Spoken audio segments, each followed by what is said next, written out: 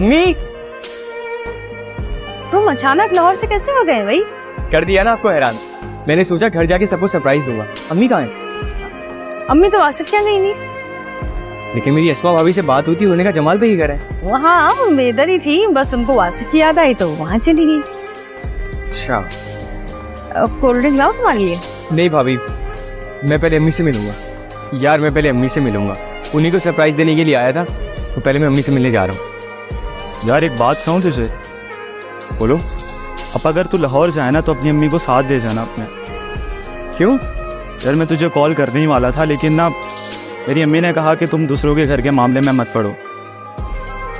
क्या हुआ? यार उस दिन तुम्हारी भाभी ने ना उनको घर से धक्के दे के बाहर निकाला था और यहाँ पे रश लग गया था, बल्कि मैंने ही उन्हें रक्षा करवा के छोड़ा था।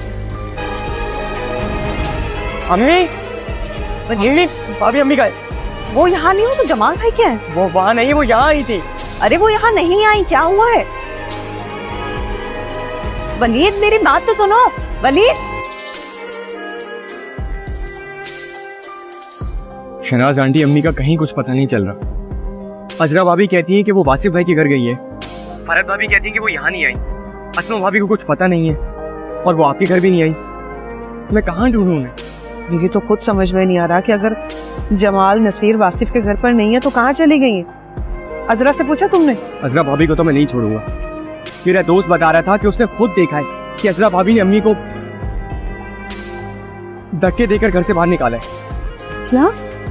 बताएं शहनाज आंटी, मैं उनको कहाँ ढूंढूं? पुलिस में रिपोर्ट लिखवा दूं?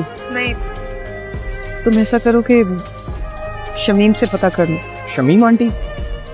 लेकिन अम्मी उनके घर क्यों जाएंगी? क्योंकि वो ओल्ड एज होम में। Old age home? हाँ, जब कोई भी बहू रखने के लिए तैयार नहीं होगी तो वहीं जाएंगी ना।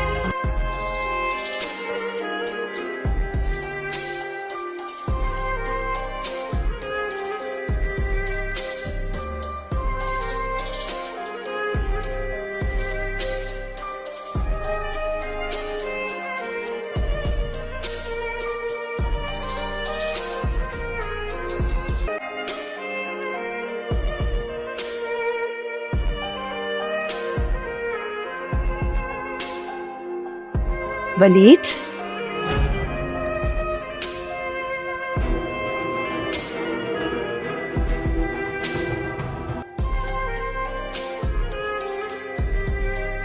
कभी मुझे माफ कर दे।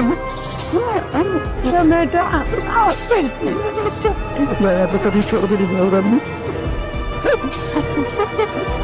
बस बेटा, अपनी माँ को यहाँ से ले जाओ, वरना एक और माँ अपने बच्चों का इंतजार करते करते हमेशा के लिए सो जाएगी।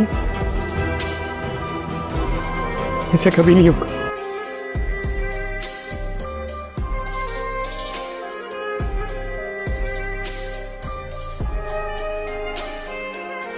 रस्मा मेरी बहन, मुझे क्या पता कि अम्मी कहाँ चली गई। मैं तो यही समझी थी कि वो वासिफ के घर गई हैं, तो वो खुद ही चली गई थी। जमाल भाई छोड़ने नहीं गए। जमाल के आने का इंतजार कब किया उन्होंने, बस निकल गई आनन फानन। कहीं आपसे नाराज होकर तो नहीं गई? वो तुम्हें तो पता है मुझसे तो वो हमेशा नाराज ही रहती हैं। मैं तो उनकी नजरों में हमेशा खटकती रहती हूँ। तुम हो उनकी चहेती बहू, पर तुम्हें भी इतनी तौफीक नहीं हुई कि आने के बाद उनकी खैर खैरियत पता कर लेती। खैर छोड़ो, ये बताओ कि वासिफ और फरहत ने क्या कहा? उनसे बात हुई तुम्हारी? फरहत से बात हुई थी। वासिफ तो मुल्क से बाहर गया है और फरहत को भी हमारी तरह कुछ मालूम नहीं। क्या मुल्क से बाहर गया है? वाह भाई, बड़े मजे आ रहे।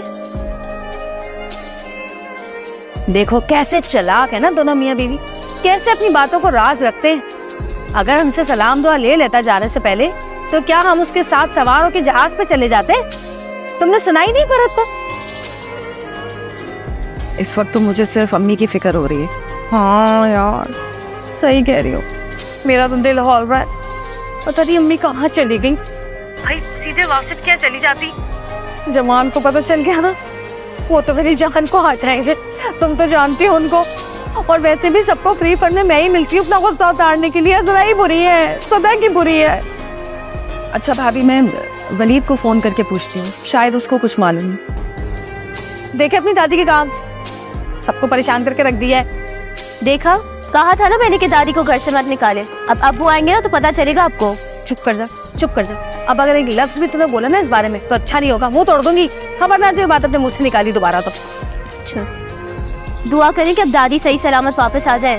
अरे कुछ नहीं होगा तेरी दादी को, सबको मार के मरेगी वो, परेशान करके रखे। फरीद, मैंने इतनी मुश्किलों से अम्मी को नींद की गोली देकर सुलाया, कुछ तो ख्याल करो।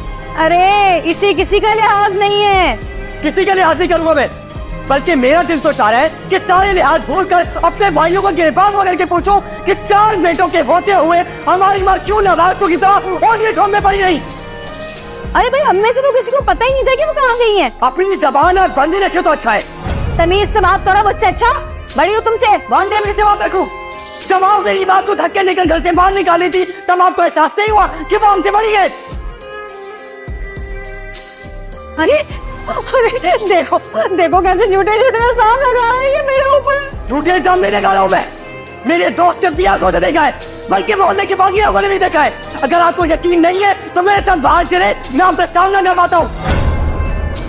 देख रहे हो तुम कैसे पुलिस वालों की तरह सवाल पे सवाल किए जा रहे हैं मुझसे, और तुम मुंह बने बैठे हो। दिल तो मेरा चाह रहा है कि आपको पुलिस के हवाले कर दूं। बस ज्यादा बकवास करने की जरूरत नहीं है। बहुत सह लिया मैंने, बहुत बर्दाश्त कर लिया, बहुत कर लिया तुम लोग का लिहाज।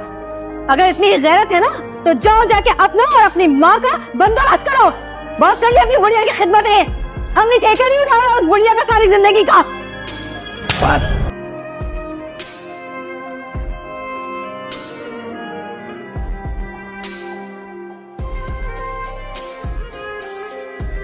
अब एक लफ्ज और नहीं, तुमने मेरे सब्र का नाजायज फायदा उठाया है। मैं बर्दाश्त करता रहा, मगर तुम इस हद तक गिर जाओगी ये मैंने नहीं सोचा था। अब तुम इस घर में एक लम्हा नहीं रहोगी, मैं बर्दाश्त नहीं करूंगा अब तुम इस घर में। निकलो यहाँ से, चलो निकलो यहाँ से। अरे क्या कह रहे हो जवान, क्या कर रहे हो? जवान छोड़ो मुझे। चलो मैं मैं जानू निकलो यहाँ से। एक जवान, बहुत हो गई, बहुत हो गई। बचाओ कैसे? निकलो यहाँ से। तुम्हें इस घर में लगाओ, मैं नाची दूंगा। तेरा स्टेशन से निकलो यहाँ से। माफ कर दो मुझे, छोड़ दो मुझे, मैं कहीं नहीं जाऊंगी। बहुत हो गया।